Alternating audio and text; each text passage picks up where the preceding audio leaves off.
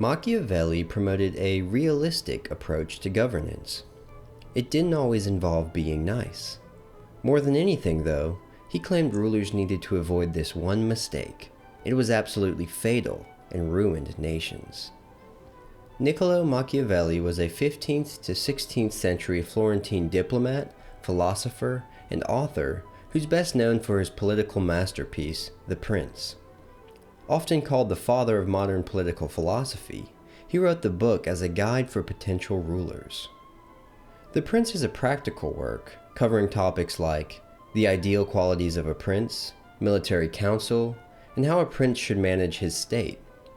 For example, Machiavelli proposes that two institutions are integral to a ruler's legitimacy. The two most essential foundations for any state, whether it be old or new, are sound laws and sound military forces. And sound military forces are actually more fundamental than sound laws, since laws require protection. But Machiavelli also provides ample warnings for what not to do. Certain policies are detrimental to a people. Building off his previous claim, he posits that a weakening military brought about by the hiring of mercenaries rather than native soldiers will ruin a nation.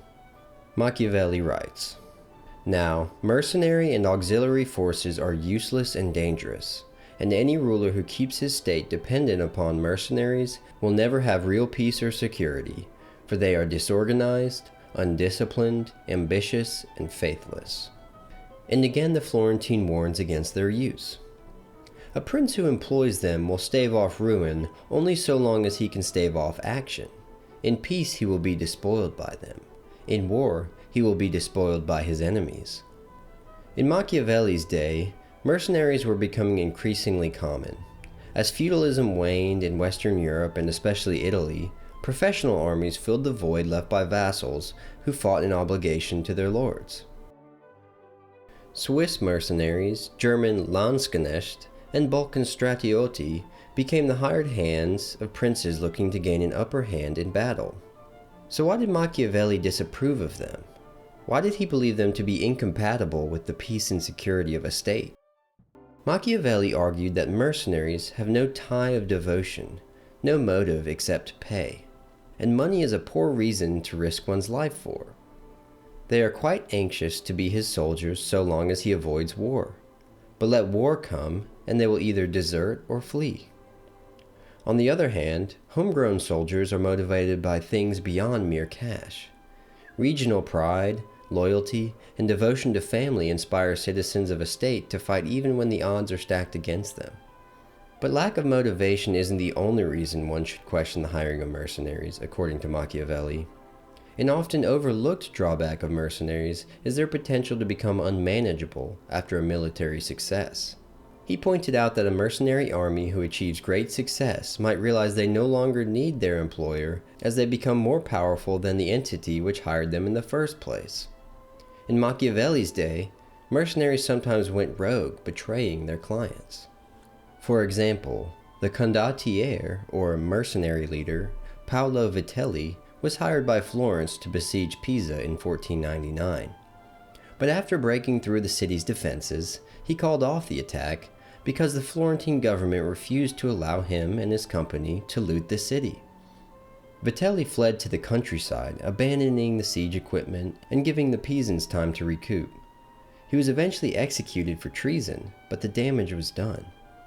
Vitelli's example is just one of many feuds that emerged between mercenaries and clients in Machiavelli's day. It wasn't just mercenaries that Machiavelli warned against. He believed that allied forces had the same drawbacks as mercenaries. Like mercenaries, allies lack motivation since they're not fighting for their own people. They could also be used by rival rulers for treachery.